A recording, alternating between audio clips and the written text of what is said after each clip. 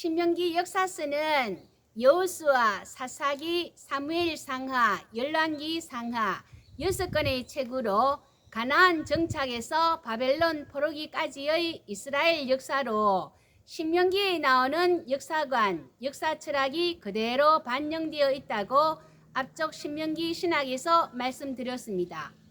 신명기 역사서인 6권은 또한 정기 예언서로 분류합니다. 왜냐하면 문서 이전 예언자들의 말씀과 행적을 기록하고 있기 때문입니다.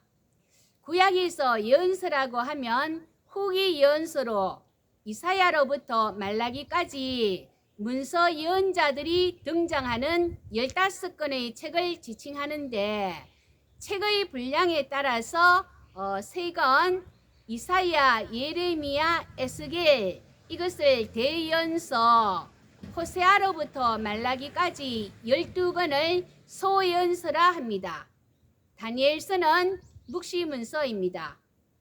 문서 예언자는 성경책 제목의 예언자들이 전한 말씀과 행적이 수집, 편집되어 그 예언자의 이름으로 된 책이 있을 경우라고 앞 영상에서 말씀드렸습니다. 오늘은 최초의 문서 예언자인 아모스의 메시지를 보고자 합니다. 박준서 교수의 이스라엘아 여호와의 날을 준비하라 책과 김지영 교수의 예언서 강의 노트 참조하였습니다. 최초의 문서 예언자는 주전 750년경에 활동한 아모스, 그의 뒤를 이어 호세아, 미가, 이사야가 활동하였는데 이들을 주전 8세기 예언자라고 합니다. 사울, 다윗, 솔로몬이 40년씩 통치함으로 120년간 유지된 하나의 나라였던 통일왕국 이스라엘은 솔로몬의 아들 르호보암 때에 2개의 나라로 분열됩니다.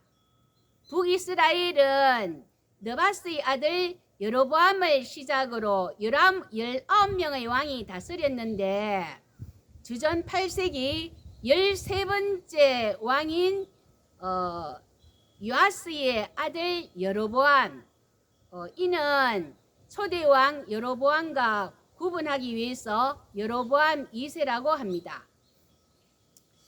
이 여로보암 2세 이때 북이스라엘 역사상 최장기 집권자로 재위기간이 41년입니다. 북이스라엘은 남유다보다 여러모로 교통이 발달해 있었고 항구 도시도 많았기에 주위 아람, 아시리아, 이집트와 교류하였고 경제 문화뿐만 아니라 종교도 영향받아 유일신 신앙을 유지하기 힘든 다신교 사회가 되어갔습니다. 아람이라고 하면 나만 장군 생각나시죠? 엘리사를 찾아와서 문둥병 치유받은 이렇듯 주변 아람과 아시리아 사이에 북이스라엘은 잔뜩 위축되어 있었습니다. 그랬는데 이들 두 나라가 전쟁을 하게 되었고 그렇게 되자 동시에 약하게 되는 천재일로의 기회를 맞아 여로보암 2세는 다윗 왕 때나 차지한 바 있었던 아람의 다메섹 왕의 대로의 중심지이며 모든 대상무역의 중심지인 다메섹 차지함으로 엄청난 부를 얻을 수 있었습니다. 이뿐만 아니라 홍해 무역을 독점할 수 있는 엘랏, 터키 지역을 왕래할 수 있는 하마드기, 사막 대상들을 상대로 수입을 얻을 수 있는 다드멀, 모든 요충지를 장악함으로 최고의 전성기를 누린 시대였습니다. 열왕기하 14장 25절을 보면 여로보암이 이스라엘 영토를 회복하되 하맛 어귀에서부터 아라바 바다까지 하였으니 여로보암 2세입니다. 하맛 어귀 터키 지역 왕래할 수 있는 곳 아라바 바다 바로 사해 바다입니다. 이와 같이 이스라엘 영토는 요단 건너편 지역까지 팽창하였습니다.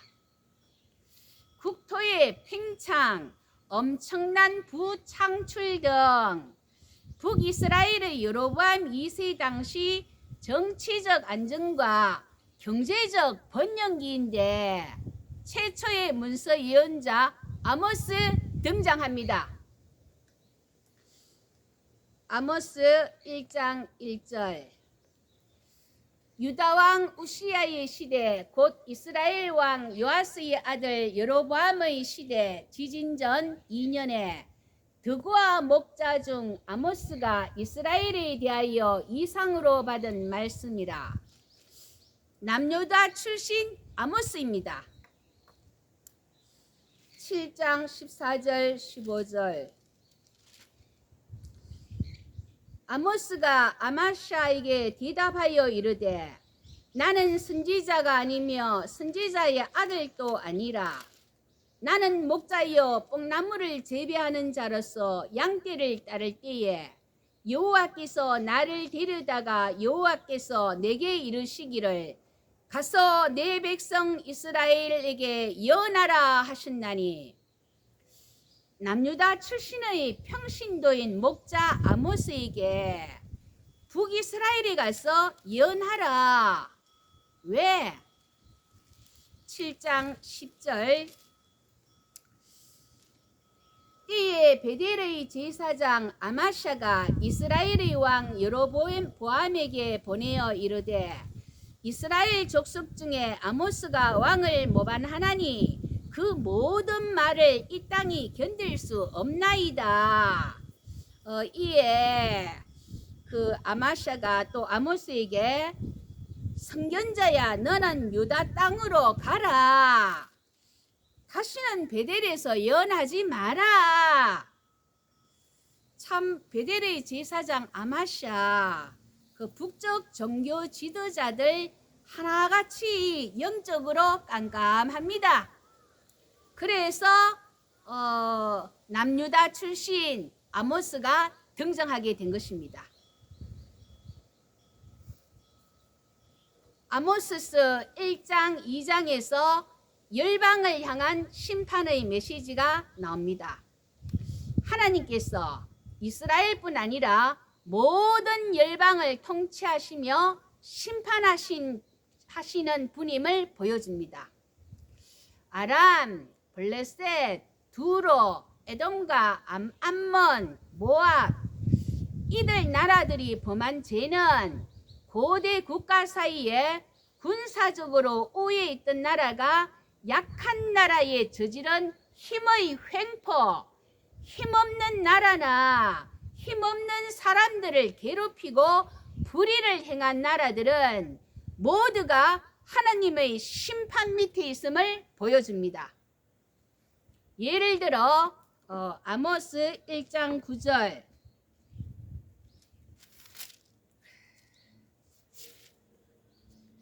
여호와께서 이와 같이 말씀하시되 두로의 서너 가지 죄로 말미암아 내가 그 벌을 돌이키지 아니하리니 이는 그들이 그 형제의 기약을 기억하지 아니하고 모든 사로잡은 자를 에돔에 넘겼음이라.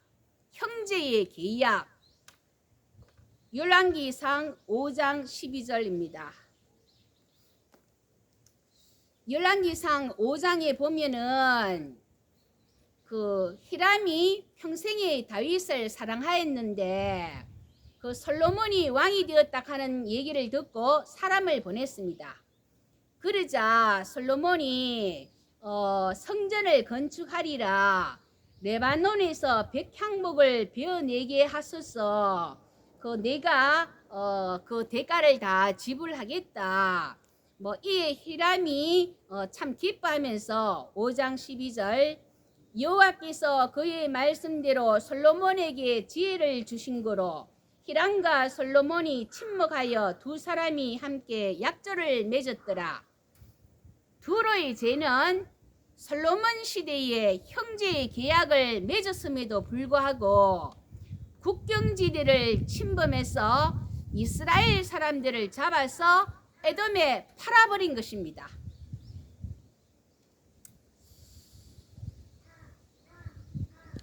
자, 아모스서 2장 4절에는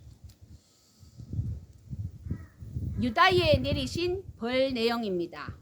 2장 4절 여호와께서 이와 같이 말씀하시되 코 아마르 아도나이, 그 하나님 말씀 전달 양식, 그 앞쪽 영상 예언자의 메시지에서 말씀드렸습니다. 여호와께서 이와 같이 말씀하시되 코 아마르 아도나이, 유다의 서너 가지 죄로 말미암아 내가 그 벌을 돌이키지 아니하리니 이는 그들이 여호와의 율법을 멸시하며 그 율례를 지키지 아니하고 그의 조상들이 따라가던 거짓 것에 미혹되었습니다.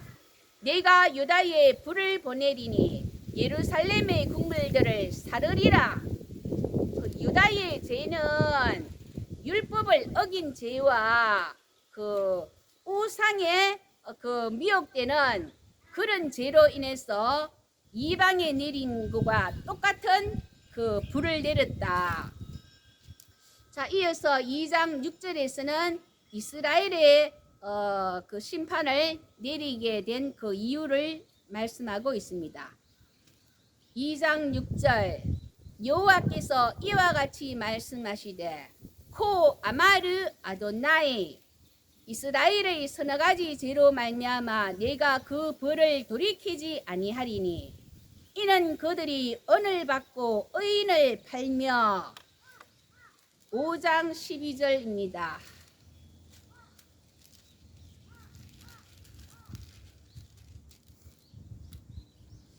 너희는 의인을 학대하며 뇌물을 받고 성문에서 가난한 자를 억울하게 하는 자로다. 성문, 시장 등 사람이 많이 모이는 곳에서 재판이 열린다고 예언자들의 메시지에서 언급했습니다. 그러니까 재판을 할 때 뇌물을 받고 의인을 팔아 넘긴다. 자, 다시 2장 6절에 신 한 켤레를 받고 가난한 자를 팔며, 그 신 한 켤레 값도 값 정도 되는 그런 작은 부채에도 가난한 사람을 정으로 팔아 넘긴다.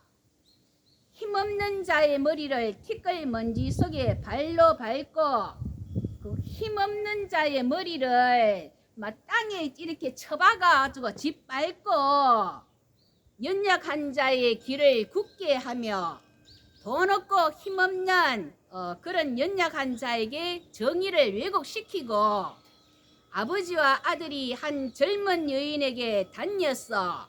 성적 문란과 음행, 내 거룩한 이름을 더럽히며 모든 제단 옆에서 전당 잡은 옷 위에 누우며 그 참 돈 없는 사람이 맡긴 그 겉옷, 그것은 해가 지기 전까지 돌려주어야 하는데 그 이 겉옷을 그 제단 옆에 깔고 눕는다 하는 이런 행위는 하나님에 대한 모독입니다.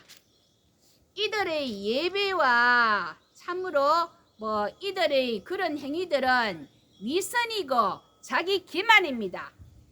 힘 있는 자, 가진 자들이 경제적, 사회적으로 약한 자들에게 부리는 횡포와 오만과 행음하는 그런 신앙적 제약입니다. 그러니 심판이 있는 것은 당연하지 않겠습니까? 3장 15절 겨울궁과 여름궁을 치리니 상하궁들이 파괴되며 큰 궁들이 무너지리라. 여호와의 말씀이니라. 겨울 별장, 여름 별장, 상하궁. 여러분 이런 전원주택 참 좋아 보이지요? 겨울입니다. 겨울 별장 있으십니까? 초대해 주십시오. 호사 한번 누려봅시다. 자, 이어서 6장 4절을 보면 상하상에 누우며 침상에서 기지개 켜며 양떼에서 어린 양과 오리에서 송아지를 잡아서 먹고 비파 소리에 맞추어 노래를 지절거리며 다윗처럼 자기를 위하여 악기를 제조하며 대접으로 포도주를 마시며 귀한 기름을 몸에 쳐바르면서 그 환난에 대하여는 근심하지 아니하는 자로다. 참 온갖 사치와 호사를 즐겼습니다. 겨울궁, 여름궁, 상하궁 모조리 다 무너진다. 오늘날 고고학자들이 사마리아를 발굴하는 과정에서 상아로 만든 장식품들이 출토되고 있는데 이는 아모스의 말씀을 확정시켜 준다고 하겠습니다. 자, 또한 이들은 아모스 4장 4절 5절 너희는 베델에 가서 범죄하며 길갈에 가서 죄를 더하며 아침마다 너희 희생을 3일마다 너희 11조를 드리며 누룩 넣은 것을 불살라 수온제로 드리며 낙큰 죄를 소리내어 선포하려무나. 이스라엘 자손들아, 이것이 너희들이 기뻐하는 바니라. 주 여호와의 말씀이니라. 무슨 얘기입니까? 베델에 가서 범죄하고 길갈에 가서 죄를 더하면서 우리가 하나님 앞에 많은 제물을 드리면서 예배하였다. 기뻐하는 너희들아, 참으로 가증스러운 모습이 아닙니까? 자, 4장 6절에서 9절까지는 흉년, 비, 재앙, 전염병 등 각양각색의 역사를 통해 징조를 보이셨으나 이스라엘이 하나님께로 돌아오지 않았음을 말해주고 있습니다. 자, 이에 5장에 베델을 찾지 말며 길갈로 들어가지 말며 너희는 나를 찾으라 그리하면 살리라. 그 전제는 5장 24절 오직 정의를 물같이 공의를 마르지 않는 강같이 흐르게 할지어다. 그렇지 않을진대 그들의 예배와 제물을 받지 않으시겠다고 하셨습니다. 정의를 행하고 의롭게 생활하는 그러한 예배를 드릴 때 비로소 하나님은 예배를 연락하십니다. 아모스 7장에서 9장 5절까지는 이스라엘의 죄에 대한 하나님의 징벌 5개의 환상입니다. 7장 첫 번째 메뚜기 재앙. 아모스 선지자는 주 여호와여 청하건대 사하소서 야곱이 미약하오니 어떻게 서리이까. 둘째 불재앙. 주 여호와여 청하건대 그치소서 야곱이 미약하오니 어떻게 서리이까. 자, 그러자 하나님께서 뜻을 돌이키셨습니다. 주 여호와여 청하건대 사하소서 거치소서 작금의 대한민국이 약하오니 어찌 서겠습니까? 중보하시는 여러분, 우리 중보 기도를 합시다.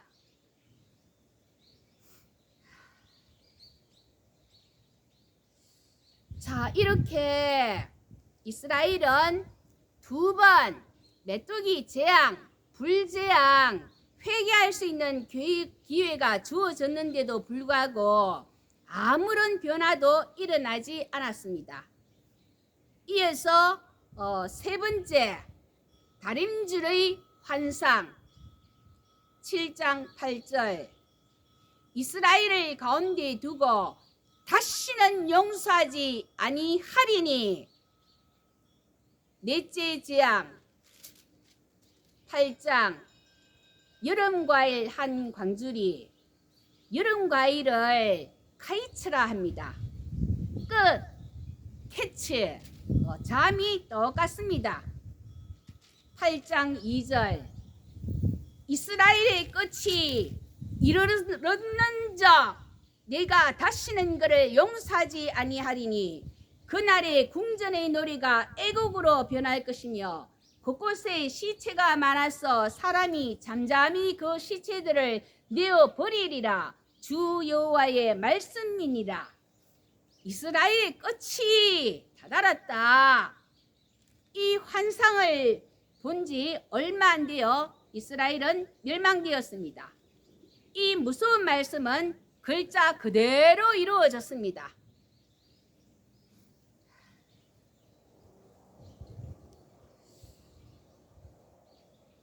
다섯 번째 재앙 9장 제단 곁에 서 계시는 하나님이십니다.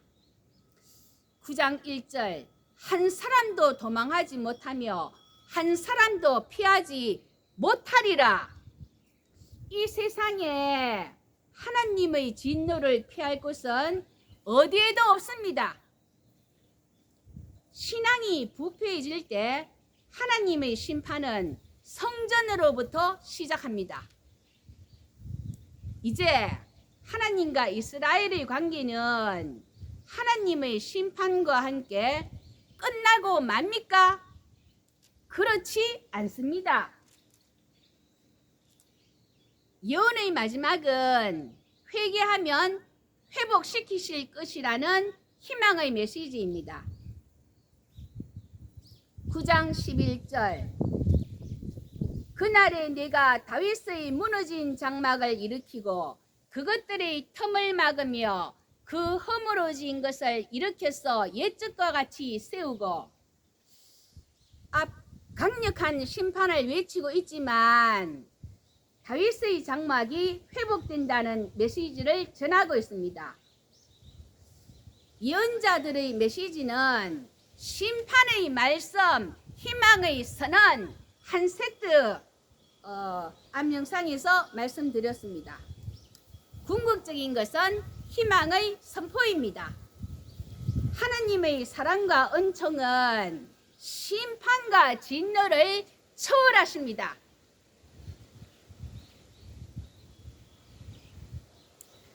(1948년 5월 14일) 이날은 주전 586년 남유다가 바벨론에 의해 멸망한 이래 2500년 동안 나라 없는 서름의 종지부를 찍고 이스라엘이 독립국가로 다시 탄생한 날입니다.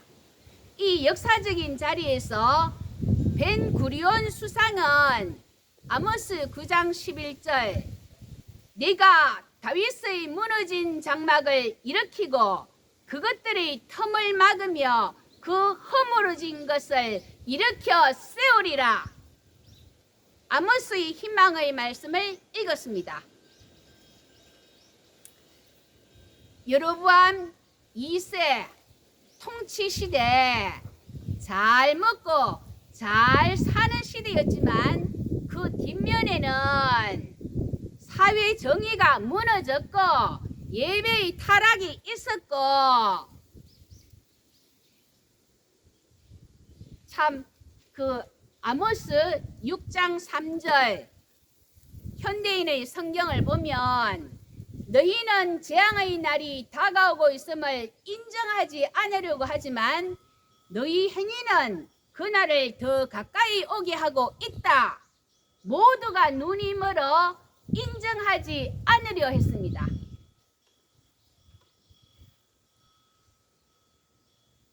여로보암 2세 사후 참 끊임없는 정변이 뒤를 잇고 있습니다. 그러니까 여로보암 2세의 통치 시대가 막을 내리자 급속하게 몰락의 길로 내리닫습니다. 여로보암 2세의 아들 스가랴는 6개월 만에 정변에 의한 암살당함으로 오므리 왕조 이후 102년 지속되어 온 예후 왕조가 막을 내렸고 왕이 된 살룸은 한 달 만에 그 가장 짧은 재임 기록은 오므리 바로 앞 시므리의 7일 천하. 그 이어서 참 살룸은 한 달 만에 머나헴에게 죽음 당했고, 머나헴은 아들 버가히야에게 왕위를 계승하는가 싶었는데 부하 베가에게 죽임 당하고, 베가는 다시 호사에게 죽임 당하고, 호사는 북이스라엘의 마지막 왕입니다. 이렇듯 여로보암 2세의 사후 끊임없는 정변이 뒤를 잇고 5번의 왕이 찬탈로 죽이고 또 죽이고 마침내 주전 722년 아수르에 의해서 북이스라엘은 멸망합니다. 그 후 이방민족과 합쳐진 혼혈민족이 되고 말았고 이스라엘의 전통으로부터 단절되어 버렸고 복음서에서 언급되는 사마리아인이 되었지 않습니까? 작금의 어려운 대한민국의 상황을 보면서 돌이킵시다. 너희는 나를 찾으라. 그리하면 살리라. 오직 정의를 물같이 공의를 마르지 않는 강같이 흐르게 할지어다. 하나님의 사랑과 은총을 구하는 우리 모두 되기를 예수님의 이름으로 기도합니다. 아멘.